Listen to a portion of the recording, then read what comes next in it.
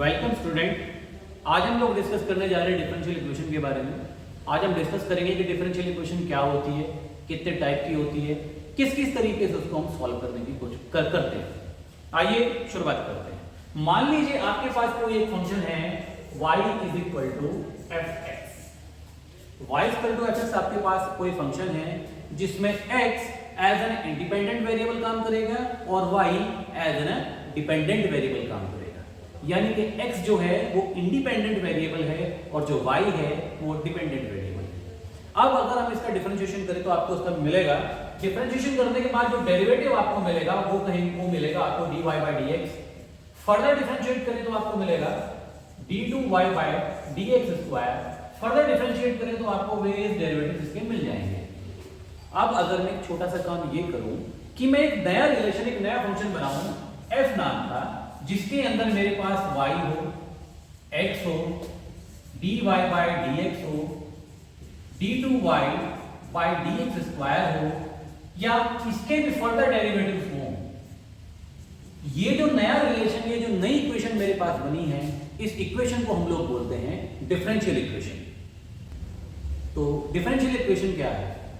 Differential equation एक ऐसी equation है जिसमें मेरा डिपेंडेंट वेरिएबल, इंडिपेंडेंट वेरिएबल और इसके वेरियस डेरिवेटिव्स का रिलेशन अवेलेबल हो, तो उस इक्वेशन को हम लोग कहेंगे डिफरेंशियल इक्वेशन। हमारे पास जो डिफरेंशियल इक्वेशन है वो दो तरीके की होती है। एक सबसे पहली ऑर्डिनरी डिफरेंशियल इक्वेशन और दूसरी पार्शियल डिफरेंशियल इक्वेशन। अब ऑर्डिनरी और पार्शियल डिफरेंशियल इक्वेशन होती क्या है? सबसे पहली चीज मैंने आपके सामने जिक्र किया था, मेरे पास एक इंडिपेंडेंट वेरिएबल है और मेरे पास एक डिपेंडेंट वेरिएबल है। y मेरे पास डिपेंडेंट वेरिएबल था, x मेरे पास इंडिपेंडेंट वेरिएबल था और उनका जो रिलेशन हमने बनाया, जो फंक्शन हमने बनाया, वो उसको हमने डिनोट किया था y इक्वल टू fx। अब ऐसी इक्वेशन जिसके अंदर एक इंडिपेंडेंट वेरिएबल और एक ही डिपेंडेंट वेरिएबल हो, ऐसी इक्वेशन को हम लोग कहेंगे ऑर्डिनरी डिफरेंशियल इक्वेशन। कहीं कहीं आपको ऐसा मिल सकता है कि एक इंडिपेंडेंट वेरिएबल और मल्टीपल डिपेंडेंट वेरिएबल, लेकिन ये चीज आपको मिलेगी सिस्टम ऑफ डिफरेंशियल इक्वेशंस में। तो इसको फिलहाल यहां डिस्कस नहीं करते हैं। हम फिलहाल इतना मान के चलते हैं जो मेरी ऑर्डिनरी डिफरेंशियल इक्वेशन है वो ऐसी है कि जिसमें एक इंडिपेंडेंट वेरिएबल और एक ही डिपेंडेंट वेरिएबल हो। सेकंड टाइप की जो हमारे पास डिफरेंशियल इक्वेशन है वो है पार्शियल डिफरेंशियल इक्वेशन, जिसमें मेरे पास more than one dependent variable और more than one independent variable हो सकते हैं। अब हम डिस्कस करते हैं इसके ऑर्डर और डिग्री के बारे में। डिग्री और ऑर्डर क्या है? एक छोटी सी चीज आप ध्यान रखिए, जब कभी आपको ऑर्डर का जिक्र करना हो, जो आपके पास हाईएस्ट ऑर्डर डेरिवेटिव होगा उसको हम कहेंगे ऑर्डर। फॉर एग्जांपल अगर मैं आपके सामने कहूं कि मेरे पास एक इक्वेशन है d2y upon dx square plus y is equal to 0, तो यहां मेरे पास जो हाईएस्ट ऑर्डर डेरिवेटिव है वो d2y अपॉन dx स्क्वायर है, तो इसीलिए मेरे पास इसका ऑर्डर जो है वो 2 होगा।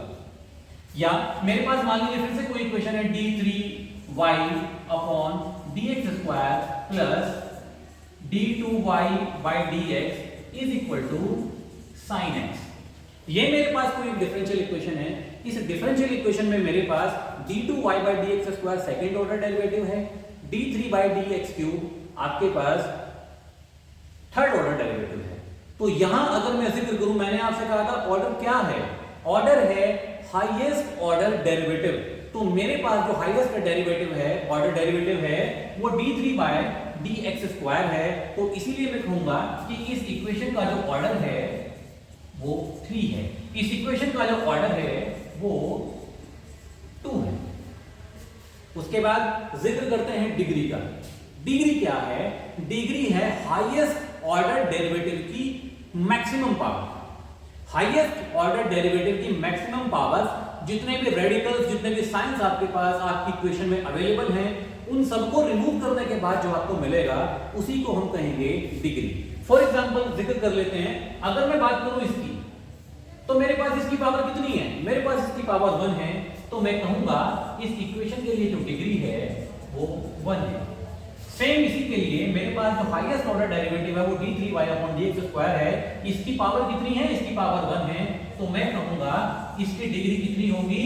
इसकी डिग्री भी 1 होगी। एक और एग्जांपल लेके चलते हैं। मान लीजिए आपके पास कोई इक्वेशन है d3y by dx square plus d2y by dx square power 3 plus sin x is equal to 0। अब यहां एक छोटी सी चीज आपको जो कंसंट्रेट करना है वो ये करना है, highest order derivative d3y upon dx cube है, ना कि d2y अपॉन dx स्क्वायर।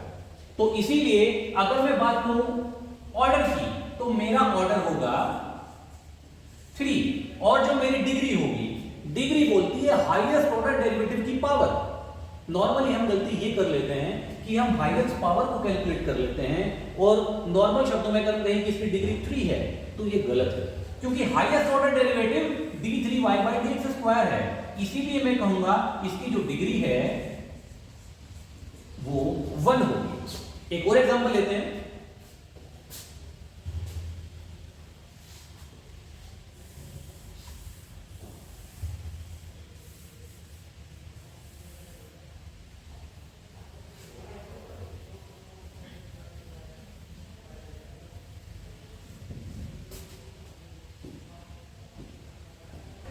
एक और एग्जांपल लेते हैं। मान लीजिए मेरे पास एक इक्वेशन है d2y by dx square is equal to under root dy by dx। इसको फर्स्ट टाइम जब आप देखेंगे तो आप पूछेंगे इसका ऑर्डर क्या है। बिल्कुल आप क्लियरली बता सकते हैं इसका जो ऑर्डर है वो 2 है। 2 क्यों है? क्योंकि इसका जो हाईएस्ट ऑर्डर डेरिवेटिव है वो d2y by dx स्क्वायर है, इसीलिए इस इक्वेशन का ऑर्डर 2 है। लेकिन अगर डिग्री की बात करें, मैंने आपसे कहा है जितने भी साइंस है, जितने भी रेडिकल्स हैं, उन सबको रिमूव करना है। तो अगर मैं इस अंडर रूट को हटाऊं तो मेरे पास आएगा d2y by dx square power 2 is equal to dy by dx। तो यहां अगर आप इस चीज को ध्यान से देखें तो मेरा जो हाईएस्ट ऑर्डर डेरिवेटिव है उसकी पावर 2 है, इसीलिए इस इक्वेशन की जो डिग्री होगी वो 2 होगी। आइए अब सॉल्यूशन के बारे में बात करते हैं। डिफरेंशियल इक्वेशन का सॉल्यूशन क्या होता है, एक कंसीडर कर लेते हैं। हमारे पास एक इक्वेशन है d2y by dx square plus y equal to 0। हमने एज्यूम की है, मान लीजिए d2y by dx square plus y equal to 0 हमारे पास एक डिफरेंशियल इक्वेशन है और इसका जो सॉल्यूशन है वो y equal to a cos x प्लस b sin x है। अब आप सोच रहे होंगे डायरेक्ट सॉल्यूशन कैसे निकल गया, उसको हम बाद में डिस्कस करेंगे। फिलहाल सिर्फ मुझे आपको ये समझाना है कि किस टाइप के सॉल्यूशंस के बारे में हम लोग बात करेंगे। आपके पास एक इक्वेशन है, ये उस इक्वेशन का सॉल्यूशन है। आप अगर लोग ध्यान से देखें, ये जो d2y by dx स्क्वायर है इसका ऑर्डर 2 है।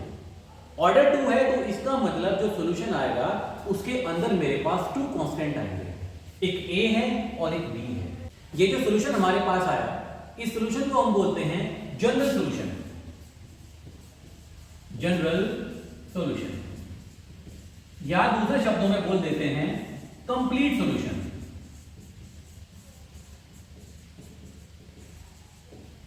अगर मैं इस इक्वेशन को फर्दर सॉल्व करूं और सॉल्व करने के बाद इस कांस्टेंट a और इस कांस्टेंट b की वैल्यू कैलकुलेट करूं और उसके बाद इसको इक्वेशन में रखूं, तो वो जो सॉल्यूशन हमारे पास आएगा उस सॉल्यूशन को हम कहेंगे पर्टिकुलर सॉल्यूशन।